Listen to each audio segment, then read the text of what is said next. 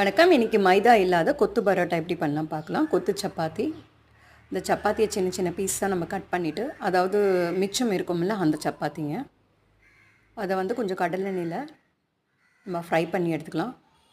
உப்பு, மஞ்சள் தூள், சீரகத்தூள், தனியாத்தூள், கரம் மசாலா, கொஞ்சம் மிளகாய்த்தூள் இதெல்லாமே போட்டு நம்ம ஷாலோவாக இந்த மாதிரி ஃப்ரை பண்ணோன்னா கிறிஸ்பாக இருக்கும். கடைசியாக நமக்கு சாப்பிடும் போது இறக்கும் போது எலுமிச்சைச்சாறு ஊற்றி ஒரு பாக்ஸில் எடுத்து வச்சுக்கோங்க. இப்போ அதே பேனில் வந்து நம்ம கொஞ்சம் எண்ணெய் ஊற்றி வெங்காயம் இந்த மாதிரி ரஃப்பாக நீள் வாக்கில் கட் பண்ணிக்கோங்க. இஞ்சி, பூண்டு, பச்சை மிளகாய் இதெல்லாமே ரொம்ப வதங்கணும்னு அவசியம் இல்லை. ஒரு 2 பெரட்டினா போதும்.